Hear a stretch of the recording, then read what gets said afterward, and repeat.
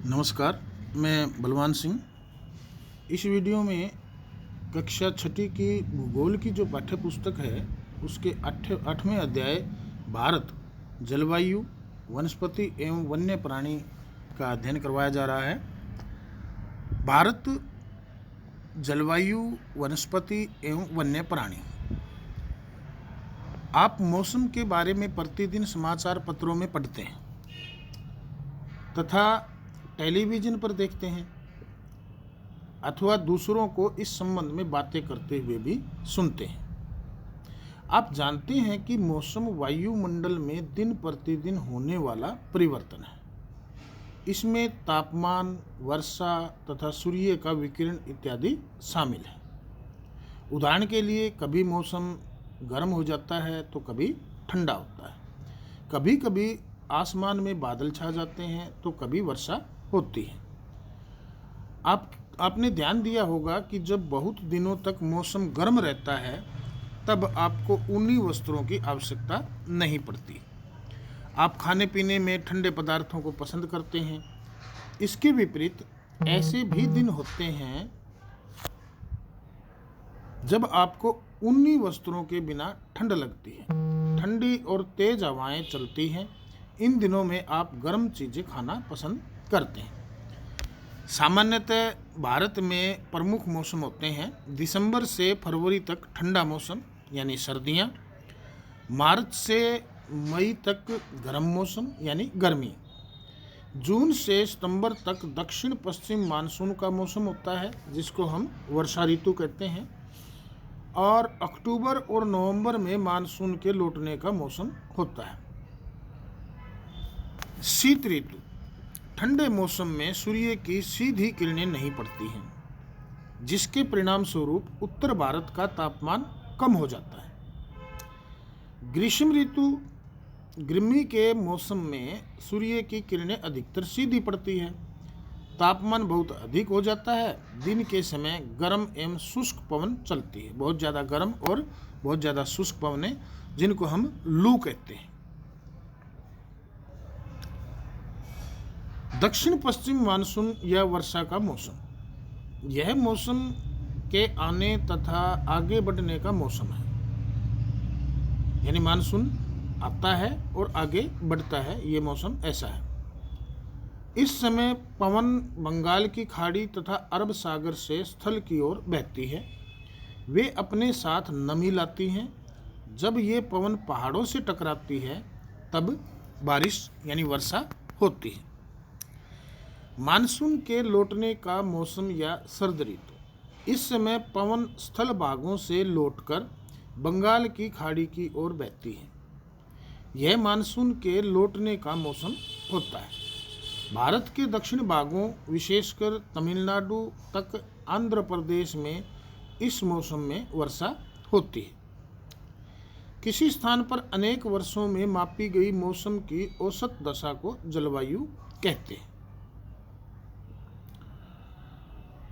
भारत की जलवायु को मोटे तौर पर मानसूनी जलवायु कहा जाता है। मानसून शब्द अरबी भाषा के मौसिम से लिया गया है, जिसका अर्थ होता है मौसम। भारत की स्थिति उष्ण कटिबंध में होने के कारण अधिकतर वर्षा मानसूनी पवन से होती है, क्योंकि भारत जो है वो उष्ण कटिबंध के अंदर है। जो उष्ण कटिबंध है वो 0 डिग्री से जो है 23.5 डिग्री तक होता है, जो भूमध्य रेखा के ऊपर 23.5 डिग्री तक और भूमध्य रेखा के नीचे। भारत में कृषि वर्षा पर निर्भर है।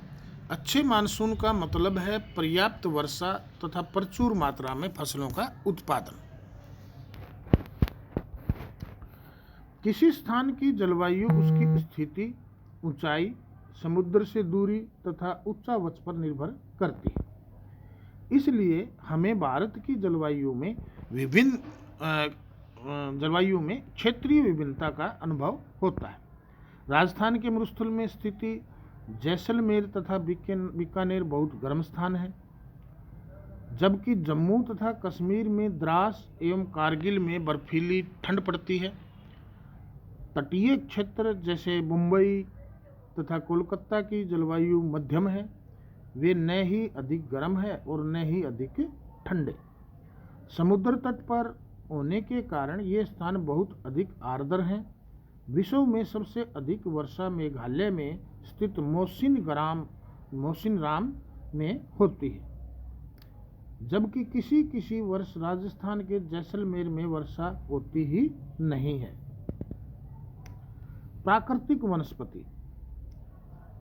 हम अपने चारों तरफ विभिन्न प्रकार का पादप जीवन देखते हैं।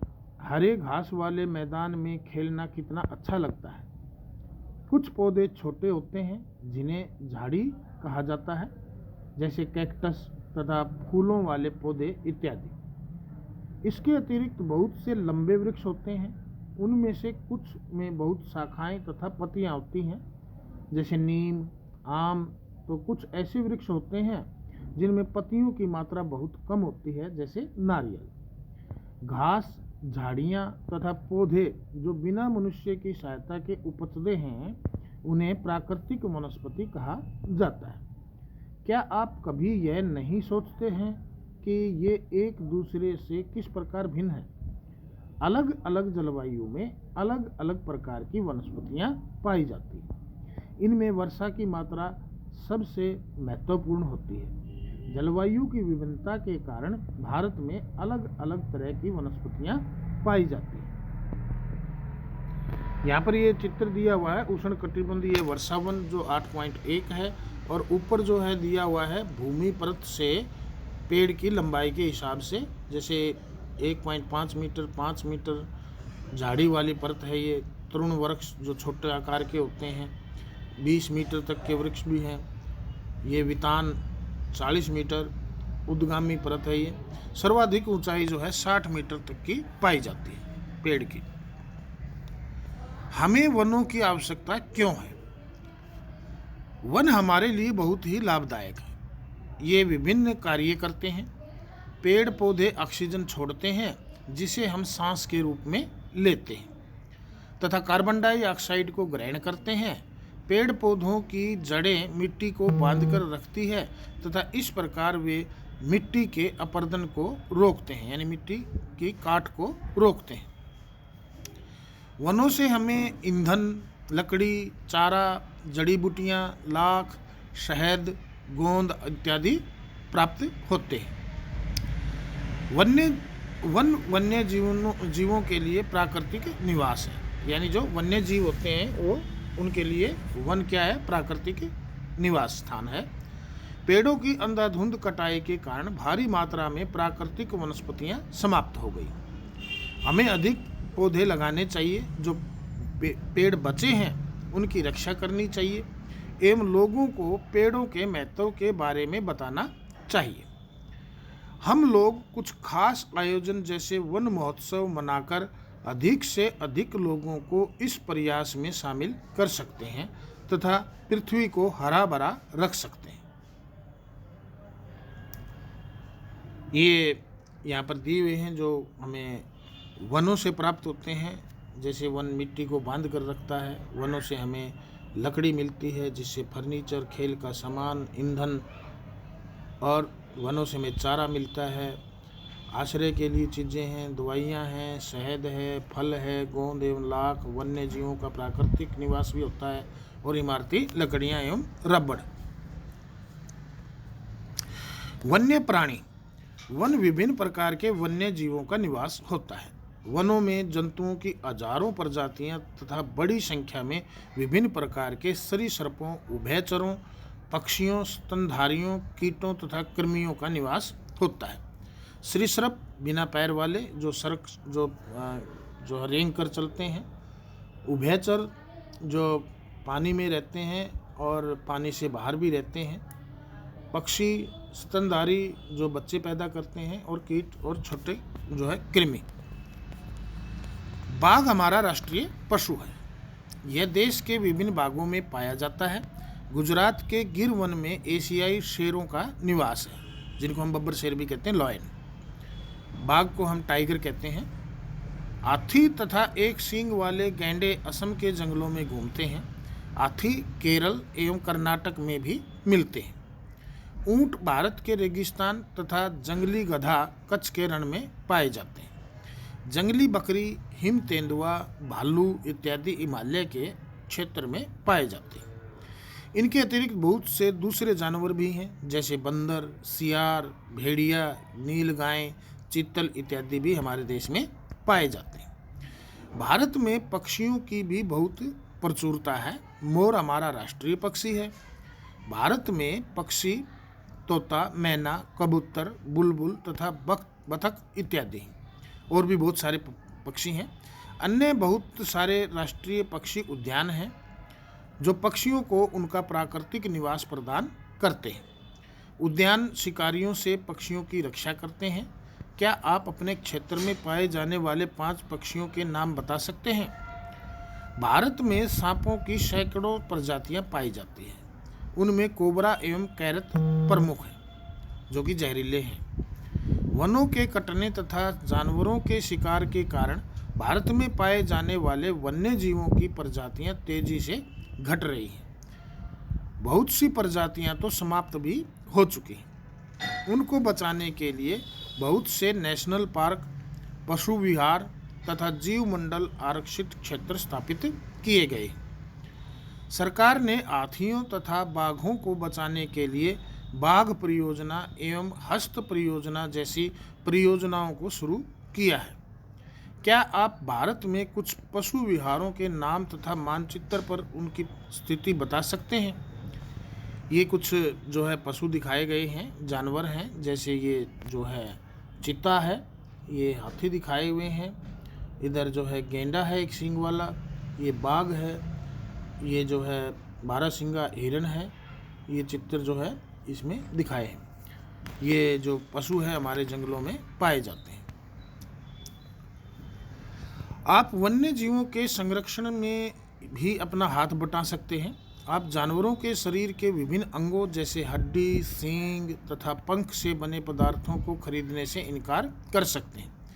प्रत्येक वर्ष हम लोग अक्टूबर के पहले सप्ताह को वन्य जीव सप्ताह के रूप में मनाते हैं तथा वन्य जीवों के निवास को संरक्षित रखने के लिए जागरूकता लाई जा सके, इसलिए ये हम सप्ताह मनाते हैं। यहाँ पर कुछ अखबारों की कटिंग दिखाई गई है, किस प्रकार से जो है जानवरों का शिकार होता है, उसके ऊपर जो है ये कुछ कटिंग जो है वो कोलाज बनाई हुई है।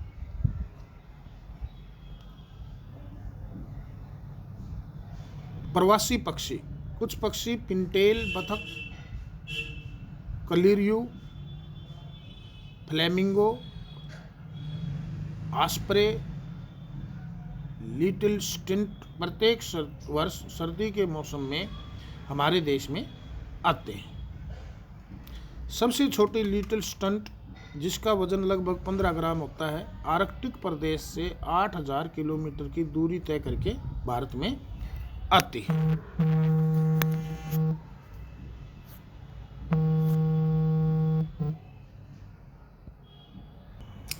अब इस पाठ से संबंधित कुछ प्रश्न दिए हैं। कौन सी पवन भारत में वर्षा लाती है?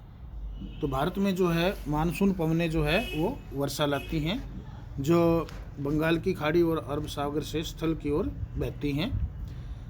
यह इतनी महत्वपूर्ण क्यों है? क्योंकि भारत में जो है कृषि इन्हीं पवनों पर निर्भर करती है। भारत के विभिन्न मौसमों के नाम बताइए। भारत में जैसे गर्मी है, गर्मी का मौसम है, सर्दी का मौसम है, वर्षा का मौसम है और मानसून का मौसम है। प्राकृतिक वनस्पति क्या है? प्राकृतिक वनस्पति जो मनुष्य के हस्तक्षेप के बिना अपने आप जो पैदा होती है उसको हम प्राकृतिक वनस्पति कहते हैं। विश्व में सबसे अधिक वर्षा वाला क्षेत्र कौन सा है? विश्व में सबसे अधिक वर्षा वाला क्षेत्र है मौसिन राम। जंगली बकरी तथा हिम तेंदुए कहाँ पाए जाते हैं? ये पाए जाते हैं हिमालय क्षेत्र में। दक्षिण पश्चिम मानसून के समय आर्द्र पवनें कहाँ बहती हैं? आर्द्र पवनें जो है दक्षिण पश्चिम मानसून के समय समुद्र से स्थल की ओर बहती हैं। खालिस्तान भरे गर्मी में दिन के समय शुष्क एवं गर्म पवनें चलती हैं, जिन्हें लू कहा जाता है। लू कहते हैं हम। आंध्र प्रदेश तथा तमिलनाडु में मानसून लौटने के मौसम में बहुत अधिक बारिश होती है। गुजरात के गिर वन में जो है शेरों का निवास है, यानी लॉयंस, सिंह। तो ये पाठ इतना ही था, बाकी जो है आप खुद करके देखें। धन्यवाद।